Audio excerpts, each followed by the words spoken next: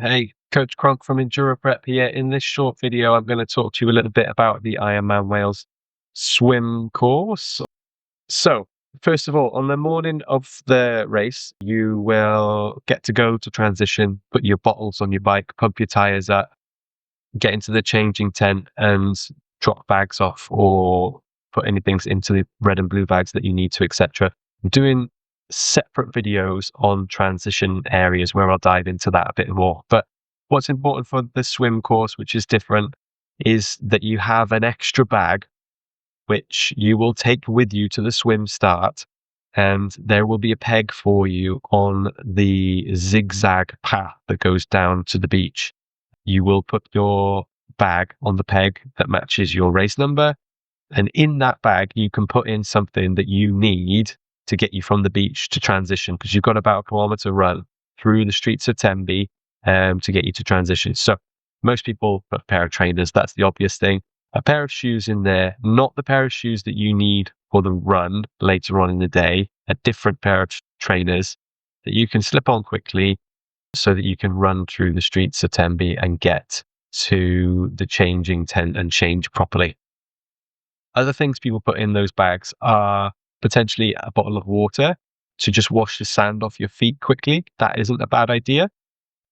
Other things, maybe some initial nutrition so that you can start refueling straight away after the swim, maybe another drink, a carb drink or something like that.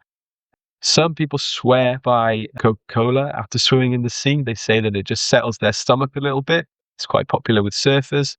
That's also something I've seen people put into these bags to have a few sips of before they go to transition.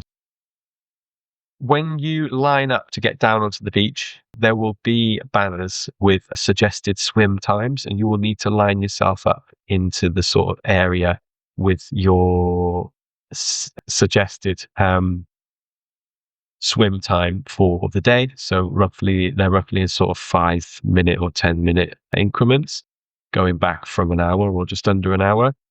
So you line up there, there's a procession through the streets of Tenby. It's all very exciting and quite moving, great atmosphere. Just stick your bag onto the peg on the zigzag path, and then you get onto the beach for the start. The sun will be coming up, emotions will be running high, there'll be music, Welsh National Anthem, potentially some fireworks and things. It's mega. Yeah, enjoy it, soak it all up. Fantastic race start. Anyway, the swim. The first thing I'm going to say is the direction of the swim course has changed in recent years. So bear in mind, for whatever reason, it could change back. And also, if you're speaking to people who've done the race in previous years, they might have done the swim when it was the other way around. So just bear that in mind if you're getting tips and advice from people. At the moment, it's looking like it is anti-clockwise, as it has been in the last couple of years, which means usually the current will be heading in this sort of direction, which means on this long stretch here, you'll be swimming into the tide. So this can be a bit slower, perhaps, than you'd like it to be, swimming in this direction. And it also means as you start off and you swim towards that first buoy, you can be getting pulled sort of in this direction towards the lifeboat station here. So perhaps good tactic is to swim more towards the left-hand side of that first buoy there, which should naturally pull you around to the right-hand side of it. What you don't want to be doing is doing a big arc where you go towards here and swing around that way. You'll be adding extra meters on to your swim that you don't want. Now, settle into your rhythm, round the first buoy, and you've got this long stretch here.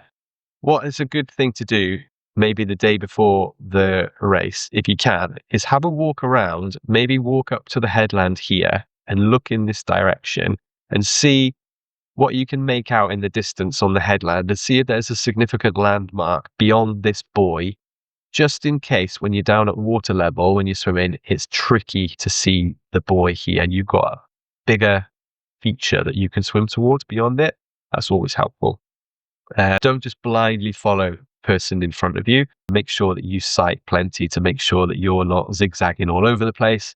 Fastest way from A to B is a straight line. So if in doubt, check and check again that you're swimming in a straight line. Don't just keep your head down and plow on to find that you're zigzagging all over the place. Because if you realize that you are, it can just send you into a bit of a micro panic as well. So yeah, swim in a straight line. So around the two buoys at the end here, and then back towards the beach where potentially, again, the tide's going to be pulling you off that line a little bit. So just bear that in mind. You might want to swim a little bit to the right-hand side of the swim exit. And it might just pull you more into a straight line here. It's 2 laps. So you do the first lap, exit the water, run around, and in for your second. Now the swim start is staggered. So hopefully you will have kind of open water quite early on, but it does tend to be a bit more congested, definitely till that first buoy. So if you're a bit more nervous swimmer, you feel like you need more space, give yourself more space to get around that first buoy. Don't get caught right up against it where it can get a bit hectic. Give yourself space to get around it so that you don't get knocked by anybody. Okay, and then by the time you get in for the second lap, things should be much more spaced out. You should be able to swim at a nice rhythm without worrying too much about people around you. So, second lap done. Out of the swim, your goal really is to get out of the swim still feeling as fresh as possible because you have a big day ahead. Then onto the zigzag path, which is concrete. So if you are going to wash some sand off your feet there, you're not going to be stepping in sand again to get them sandy. You can wash your feet, stick your trainers on, and then you've got the run through town. Options for you here. You can strip your wetsuit off completely on the zigzag path if you want to. You can keep your wetsuit fully on, or you can strip it down to your waist. I would say most people strip it down to their waist, but go with what feels right for you. Bear in mind, it is early in the morning still. It is Wales in September. You can have 4 seasons in one day. It could still potentially be quite cold, so you don't want to strip that wetsuit off, be wet underneath, and then by the time you get on your bike, be really cold. So if in doubt, I would say be a bit warmer and keep your wetsuit on, or at least keep it on down to your waist. And then, yeah, you won't get so cold by the time you get on the bike, because you will initially be cold on the bike because you have quite a flat start to the bike with the cool air past you. So bear that in mind also. Okay, that's the swim. Hope that helps.